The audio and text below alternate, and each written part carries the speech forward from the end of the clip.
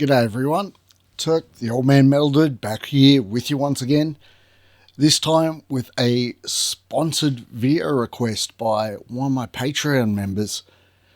And one of the songs he asked me to do was one of my favourite Pink Floyd songs of all time.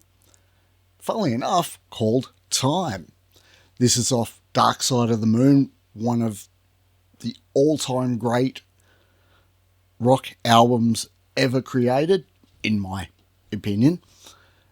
Maybe a bit biased being a Pink Floyd fan, but really, this is one of the albums which is up there among the greats, and in my opinion always will be. Obviously, this isn't going to be a first-time reaction, because, as I said, it is one of my favourite Pink Floyd songs of all time, if not the all-time favourite of mine. As a bass player, it's really hard to go past this one, because it's probably one of the more interesting songs to play on bass.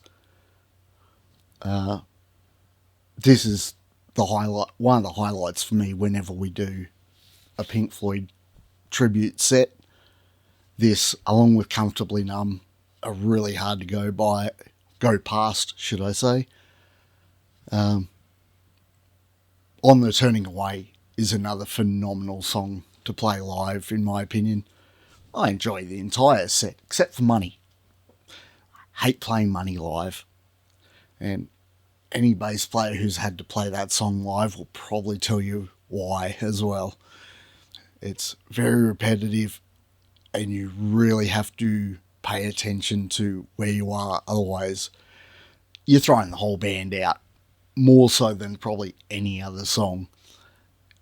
And just the position it's in, my hands cramp like nothing else. But this one, on the other hand, back to the subject at hand, is much more enjoyable to play.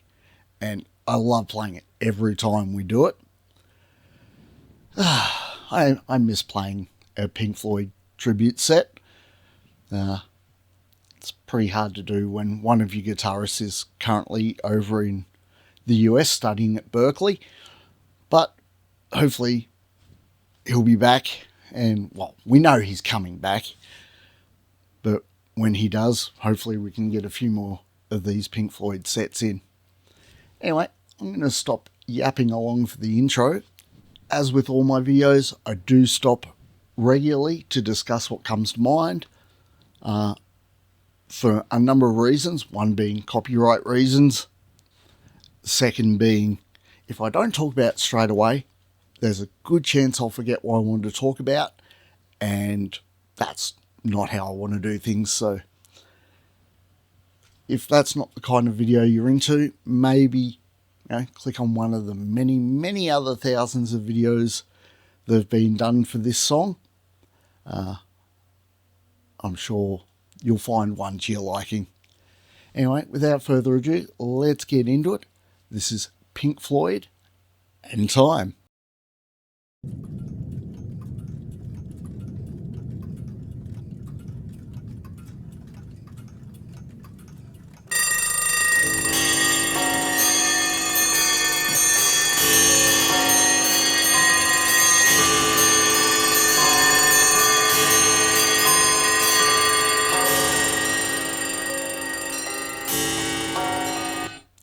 I'm going to stop it quickly right there, just to share an anecdote.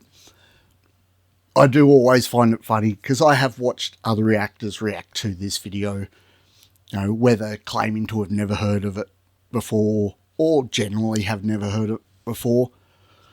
To be honest, until I really started diving into Pink Floyd and paying attention, I'd never really paid attention to this song before. In fact, it's probably only in the last decade I'd even heard this song before. So I'm not discounting that there's people out there who have never heard it. However, what I do always find funny is when people jump when all the bells and alarms come in there. What is my personal anecdote there is the first time we ever played it live, we had the levels really high up on the sample for this song. not so much for the audience, but for our stage sound. And it was so loud, and I reckon I probably jumped through the backdrop when it started because it was so loud. Like I said, at least for an on-stage sound point. Apparently it was fine front of house, but yeah, it was deafening on stage, so I found that amusing. Anyway, I'm going to go back to the start.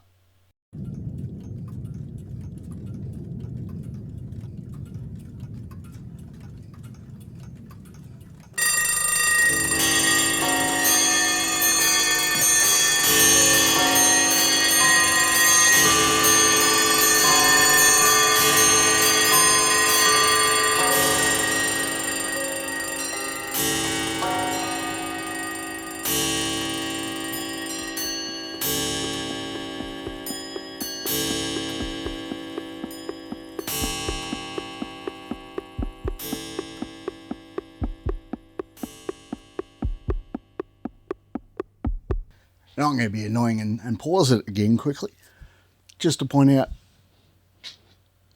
even though I'd heard this song many, many times and had learnt to play it, start to finish, to a point where I was happy to play it in front of a paying audience, it was still probably 6 months to a year after that I actually noticed the heartbeat in the background there.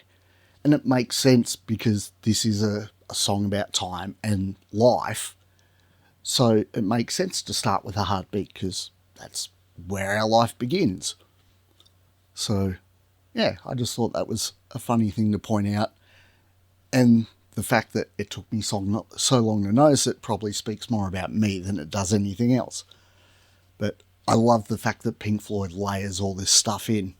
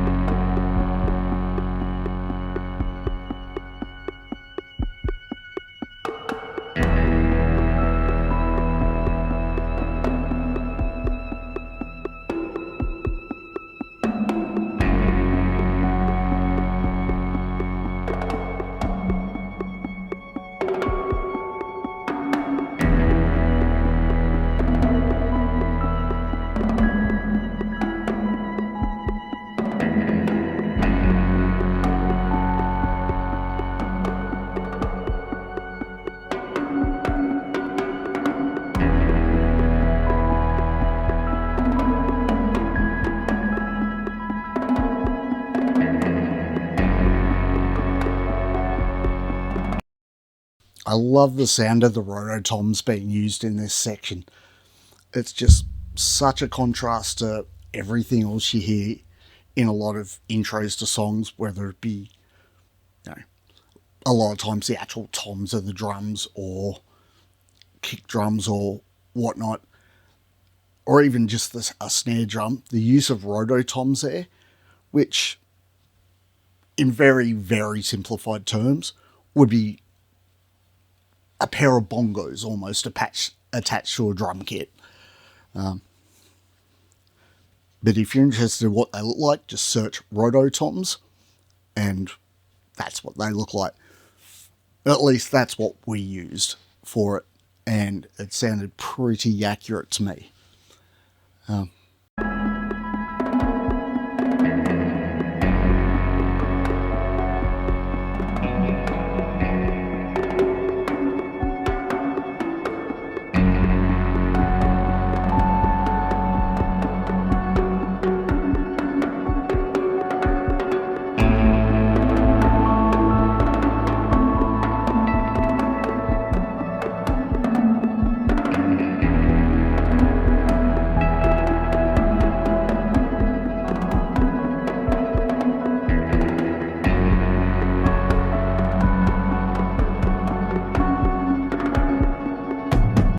Before we get into the song fully, I know this is way too many stops. Sorry, this is going to be more of an analysis, so there's probably going to be a fair few stops. I love the key change in there when it goes from starting on an E to starting on the F sharp. Like, it's a sense of movement in an otherwise fairly stagnant, not saying stagnant in a bad way, but a very simplistic opening. It's movement, almost like the progression of life forming. Once again, another analogy that Pink Floyd have used purely musical notes and choices to progress a story. This is one of the reasons that all the Pink Floyd guys are held in so high regard as for their songwriting.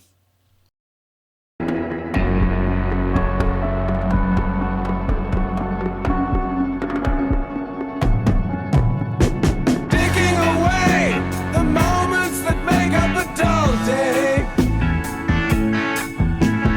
Fritter and waste the hours in an offhand way. Picking around on a piece of ground in your hometown. Waiting for someone or something to show you the way. Tired of lying in the sunshine, staying home to watch the rain. And you are young and life is long, and there is time to kill today.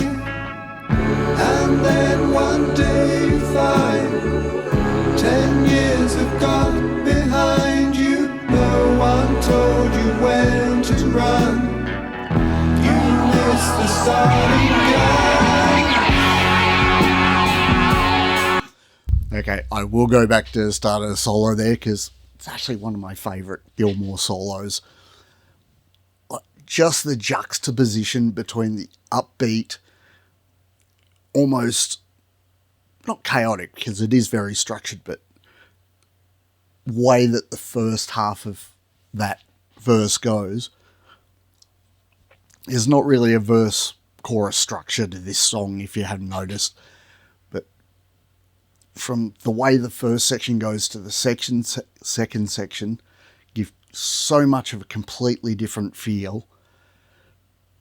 But after the upbeat, almost funk nature of the first section, going into that slower, more airy section gives us, the listener, so much more time to breathe and appreciate where the song's headed. I love it.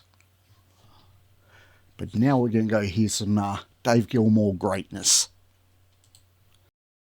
It's the starting gun.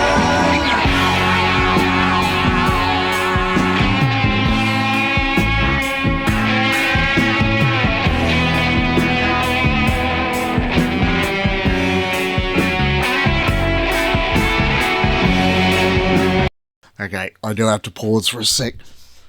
The bassist in me is not letting this go without some playing. If you haven't seen this before, this is one of my babies. My Sandberg California TM. Yeah, I need to play along with some of this. So let's go back to the start of the solo.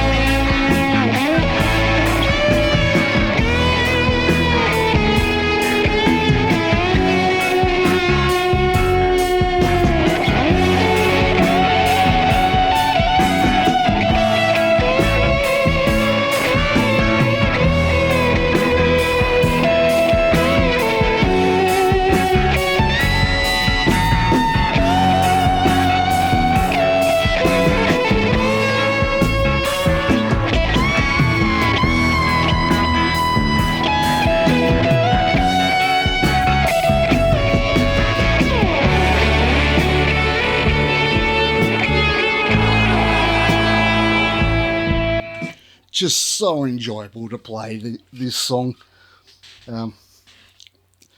Even though you could not hear what I was playing, I can assure you I got half of it wrong. It's been 2.5 years since I'd say I've played this song, so there was definitely some mistakes in there, but still so enjoyable to play. And as you heard, one of the best Gilmour solos he'd ever done. I think it suits this song so well, as pretty much all these solos do. I could listen to this song on repeat for hours and hours at a time.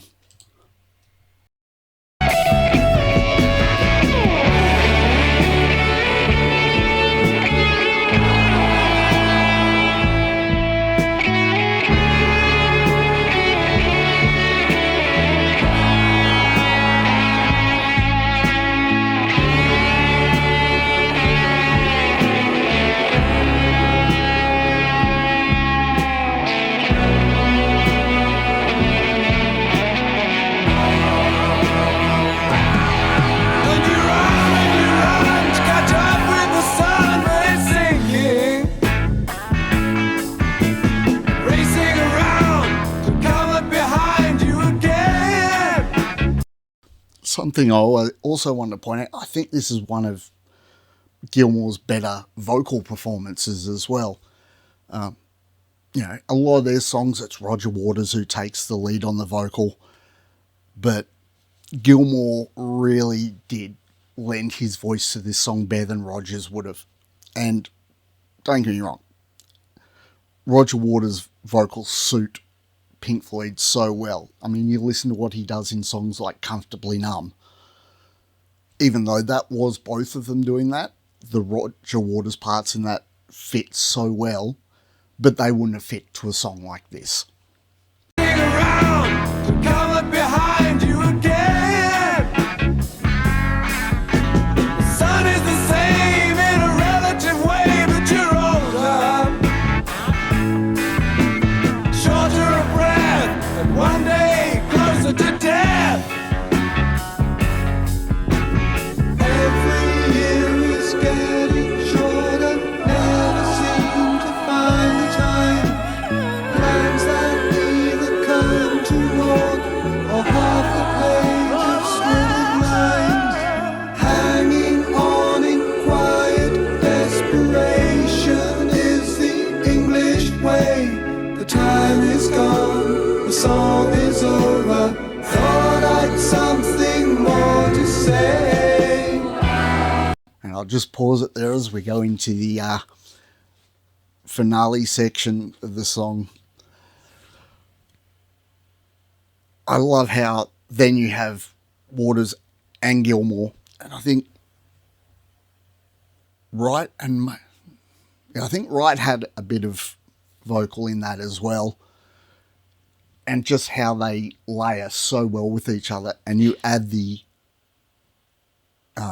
female vocalization in with it, and it just becomes so ethereal and airy. It's, yeah. As I said, I could listen to this song on repeat for hours and hours. I am very biased towards it, so it's not like I'd be picking at little bits here and there. So, yeah, this is going to be nothing but a gushing positive review. And I'm aware of my biases. Something more to say.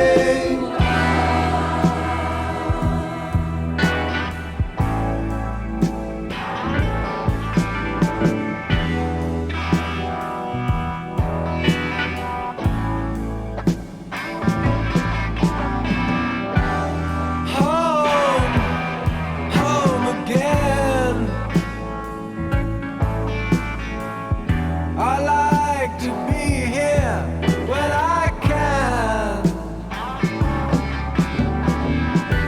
When I come home, cold and tired. I like the fact that this song is one that I don't think at any point any of these band members will have been bored playing it. I've played many, many songs over the years, both originals and covers or tributes where there's always a song you go, oh, I guess I'll play this one. I mean, it's boring as hell, but I'll play it. Not this song. Like, you do not get, no one gets bored during this song. Like, whether it be, you know, the cool upbeat bass line, which I couldn't resist playing earlier.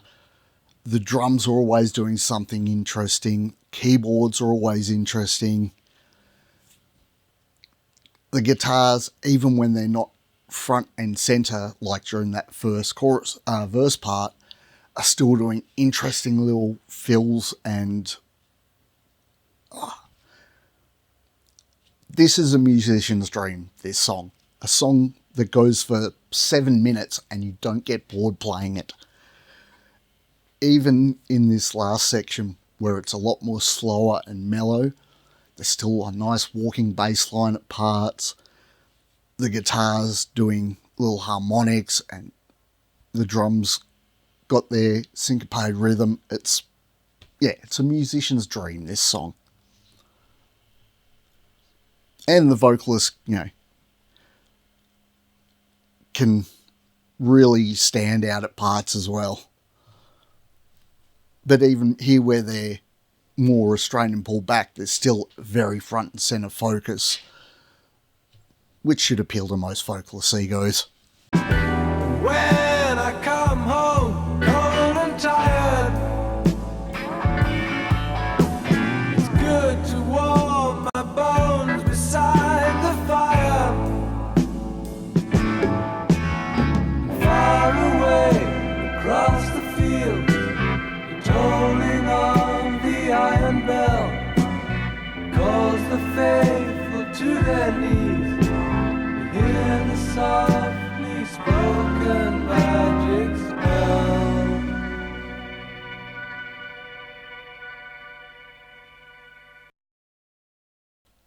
Okay, just wanted to point out at the end there, and I didn't want to pause it before it happened, just that organ sound, likely a Hammond organ, because that was the style at the time. But just calls the faithful to their knees. You hear the softly spoken magic spell.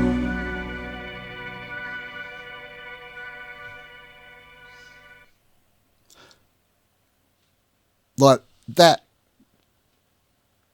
organ sound signifies an entire decade, if not more. Like that organ sound is 70s. And likely earlier into the 60s, started to go out of favour a bit more in the 80s, when more of the synth sound came in. But yeah, if I hear that, I certainly know what time period I'm being transported back into. So that was Time by Pink Floyd. I thought I was going to be pausing it more, especially after, I think 3 or 4 just during the intro period, but I get wrapped up in the song as much as the next person, if not more. So, as I said, there's not a lot I can criticise about this song, being it is one of my all-time favourite songs. So I am very biased. I'm sure other people out there will find things they could pick apart, like maybe the intro was a bit long or the bells were too loud. For me, that adds to it, but it's all personal taste.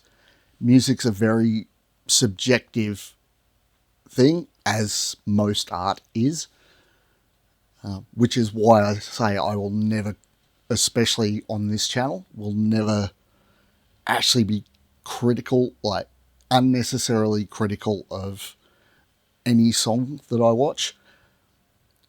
If I do point anything out that might be conceived as a negative, I always do preface that it's very possible that it's me that the disconnect's on, not the actual song.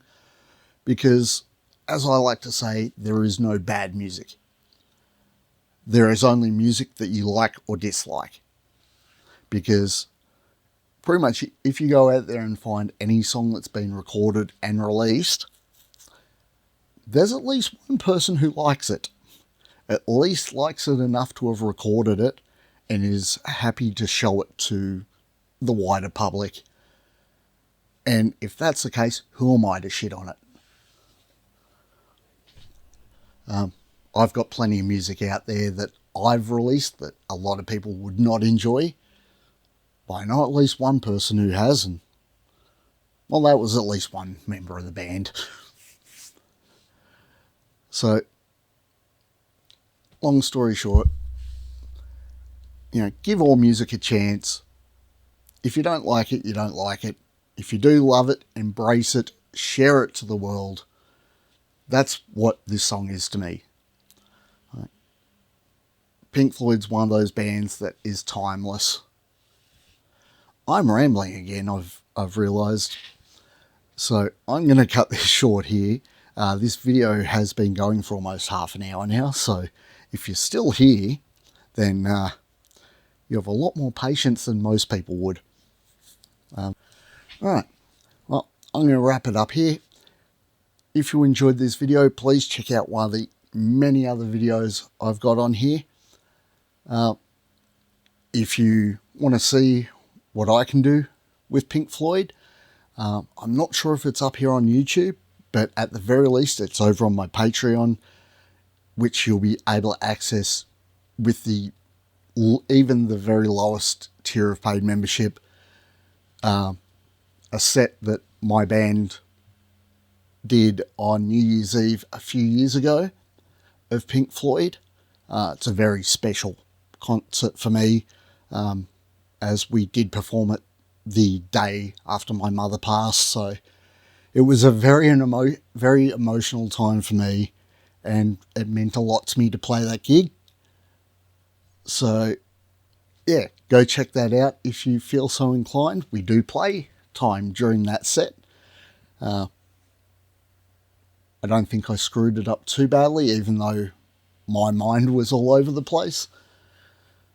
Yeah, as always, please like, comment and subscribe if you like the video.